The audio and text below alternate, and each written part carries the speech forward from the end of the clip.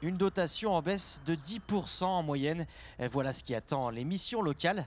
Et l'opposition régionale y voit un coup dur pour l'accompagnement des jeunes vers l'emploi. C'est une aberration parce que ce sont des prérogatives qui dépendent directement de la région, auxquelles la région, au travers de ces baisses, renonce. Quels sont les critères qui justifient ça? Parce que ça représente quand même 366 000 € de dotation en moins, ce qui n'est pas négligeable. Et puis après, la question aussi la plus importante, c'est quelle va être la qualité des formations et de l'accompagnement qui va être donné aux jeunes. Et obligatoirement, il y aura des baisses, il y aura des suppressions d'emplois. Pour la majorité régionale, les missions locales doivent participer à l'effort général pour plus d'économies. Mais elle le répète, l'insertion des jeunes sur le marché de l'emploi reste une priorité malgré la baisse de ces subventions. Elle ne va pas empêcher, elle va vraiment recalibrer le travail, peut-être contraindre un petit peu plus, mais elle ne va pas empêcher le travail qui est fait et qui, encore une fois, je le dis, est un travail de grande qualité, important. En contrepartie, nous nous sommes engagés à leur verser cette subvention beaucoup plus rapidement qu'auparavant, ce qui est important pour elles parce que ça leur permet de calibrer leur budget de façon beaucoup plus précise. La région promet par ailleurs de faire un premier bilan avec les responsables des missions locales dès l'année prochaine.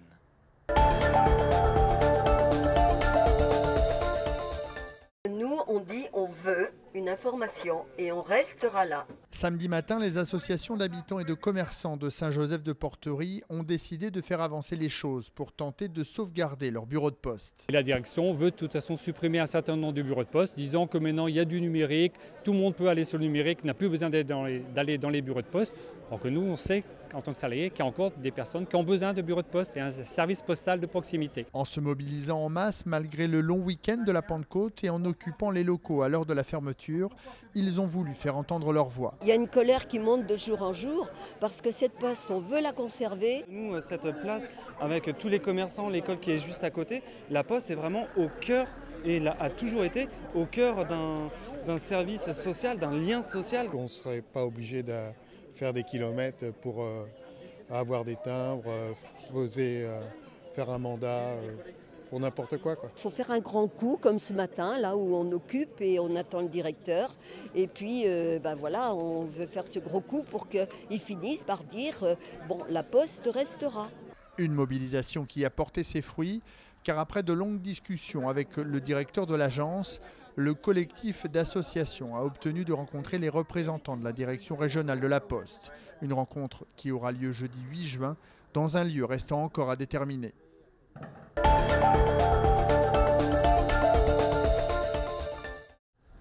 Première phase du projet, remplacer le charbon par d'autres combustibles dans un horizon de 3 à 5 ans.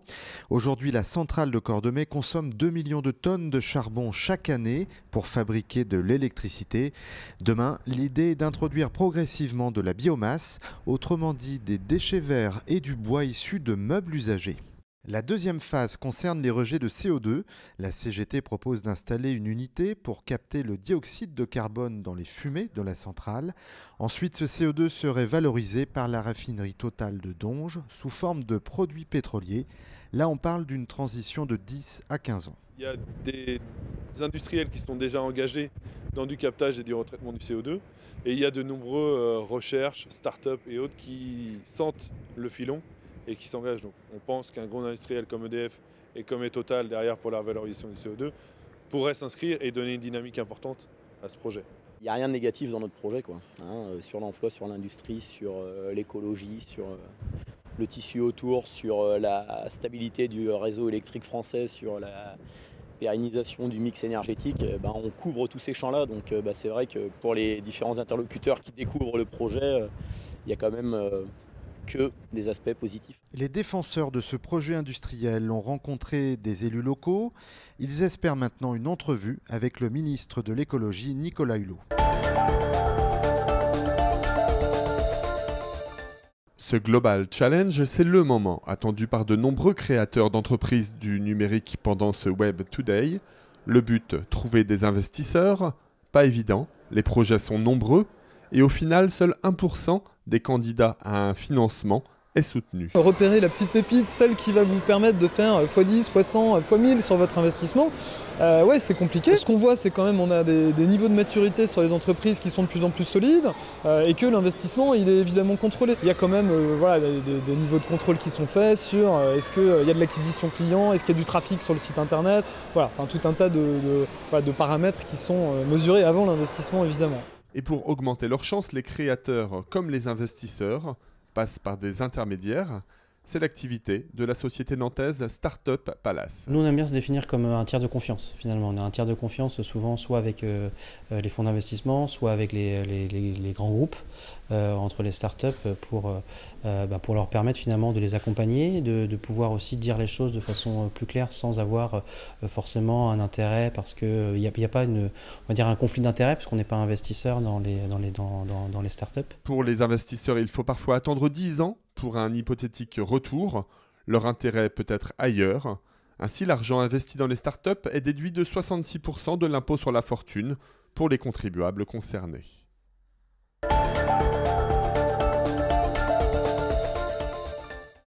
Il va falloir du temps à Steven et Erwan pour retrouver une vie normale. Un mois après leur violente agression, le traumatisme physique et psychologique est lourd. Erwan, le plus âgé des deux, est toujours à l'hôpital. Il a connu un coma de 4 jours et porte aujourd'hui un corset. Le soir, avant de m'endormir, je ne m'endors pas tout de suite, quoi. Je mets peut-être 1 ou 2 heures avant de m'endormir. Le soir, je repense, j'y repense, je me dis pourquoi il nous est arrivé ça, pourquoi ils nous ont laissés presque morts au bord d'une route. Ils auraient pu nous tuer. Ils avaient envie de nous tuer pour moi.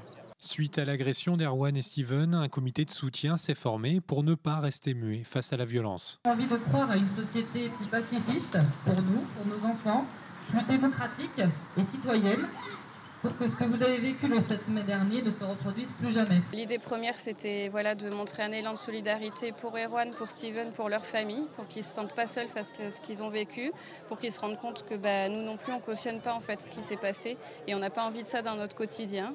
Et au-delà de ça, évidemment, c'est un élan pour aller plus loin. On a envie de travailler tous ensemble. Il y a vraiment des forces vives importantes sur un quartier comme celui-là et il faut qu'on s'en saisisse. Et à un moment comme ça, c'est l'occasion de le dire, quoi.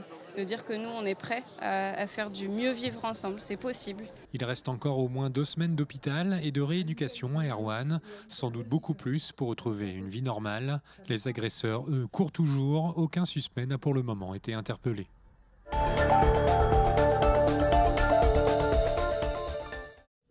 Pour les plaignants, c'est la douche froide. Le procureur de la République a décidé de classer sans suite les plaintes déposées il y a 1 an.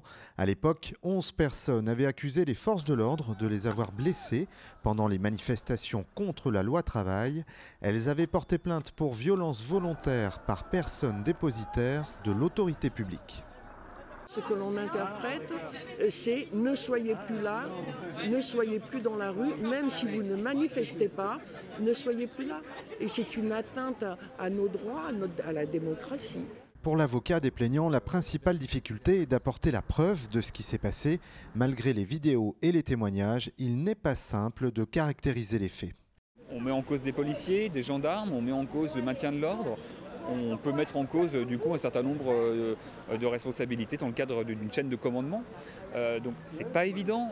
Forcément, on sent bien que là on rentre dans quelque chose qui peut nous dépasser certaines fois. Pour autant, à partir du moment où on a les éléments suffisants, les plaintes peuvent aboutir et la mise en cause des personnes qui ont commis ces faits-là.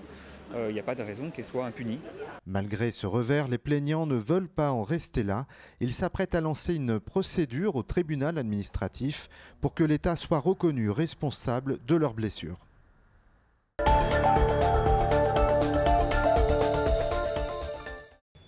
2350 m² de surface répartis sur 2 niveaux et une dizaine de cellules commerciales. Voici la nouvelle galerie marchande du passage de la Châtelaine.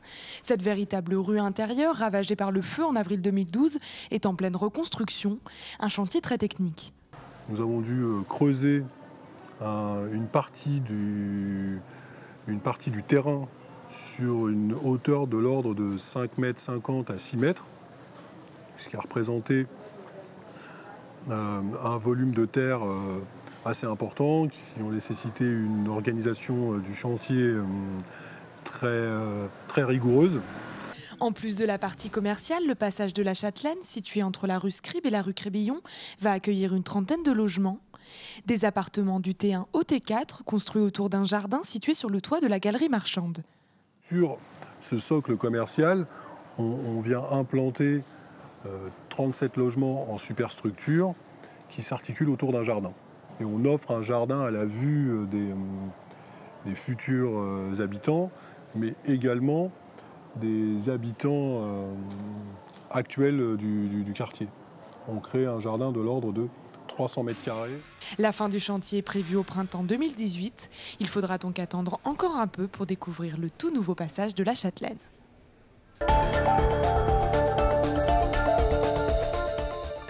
Dans le département, sur les ingénieries, on est depuis le début de l'année à plus de 8%, là où la France est à plus de 5%.